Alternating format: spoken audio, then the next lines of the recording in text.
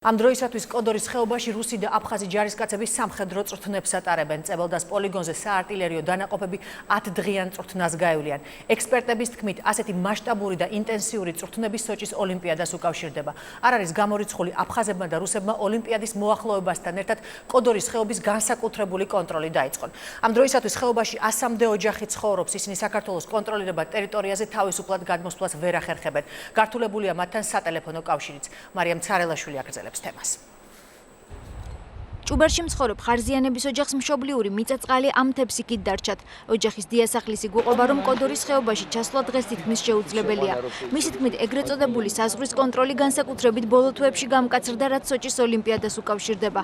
აქ მცხოვრებ კოდორელებს ხეობაში გადასვლის ეშინიათ. იქ დარჩენილებს კი ნათესავებთან ჩამოსვლა იმის გამო, რომ შესაძლოა მათ უკან დაბრუნების უფლება აღარ მისცენ. ახერხებდნენ უფრო ზაფხულში, მაგრამ ახლა ამბობენ, რომ ვერ შევდივართ. გამკაცრდა და ვეღარ ვახერხებთ გადასვლას და თუ ოჯახის წევრი რომელიმე არის კოდორში დარჩენილი, ის ვეღარ ახერხებს გამოსვლას, რომ თავის ოჯახის წევრები გინდას ერთი კვირით ინახულოს. ამბობენ, რომ აი ოლიმპიადასთან დაკავშირებით ჭუბერიდან კოდორამდე დაახლოებით 40 კილომეტრია, თუმცა ხეობაში გადაადგილების უფლება საოკუპაციო რეჟიმი დევნილებს მხოლოდ ენგურის ხიდის გავლით აძლევს. დღეს ეს ერთადერთი გზაც პრობლემა გახდა. თუ დღემდე გადაადგილება პირადობის მოწმობის საფუძველზე გაცემული საშვებით ხდებოდა, დღეს როგორც დევნილები ამბობენ, მათ საზღვარგარეთის პასპორტებს თხოვენ. ხიდს გაღმაუყურებენ, აი შორიდან რო შეხედონ ერთმანეთს, იმის საშუალებაც არ აქვს, იმიტომ რომ ამბობენ, რომ კოდორიდან რომ წამოვიდეს და მან უნდა გაიაროს 3 პოსტი, სადღაც ბაგა და მერე სოხუმი, მაჭარკათო რომელიღაცა პოსტი და მესამე პოსტი უნდა გაიაროს ენგურთან. საერთაშორისო პასპორტის გარეშე შეზღუდულია იქ შესვლა და აქეთ რა თქმა უნდა გადმოსვლა. სატელეფონო კავშირი შეიზღუდა წელიწადნახევარია. ესე და აქედან ვერ უკავშირდებით ვერანაირად და იქედან შესაძლებელია იმისა, რომ დაგვიკავშირდნენ ხოლმე და ეს ხდება სადღაც 2 თვეში ერთხელ. საქართველოს სხვადასხვა ქალაქში მცხოვრები კოდორიდან დევნილები ნათესავებს ბოლო პერიოდში ტელეფონითაც ვეღარ უკავშირდებიან. ვერც მათ მოსანახულებლად გადასვლას რისკავენ. ძმარის ინვალიდი კაცი და ცოლის ინვალიდი ყავს და შვილიც.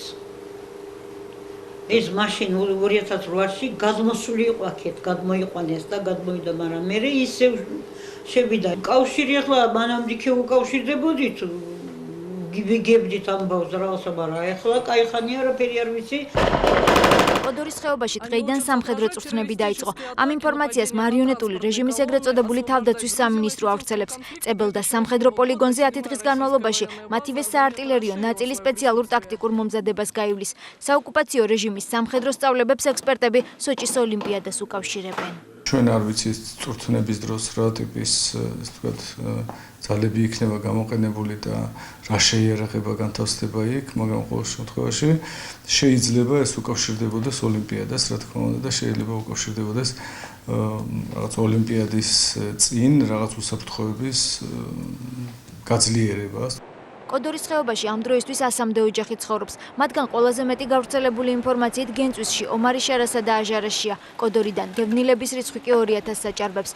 ისინი საქართველოს სხვადასხვა ქალაქებში არიან გადანაწილებულნი.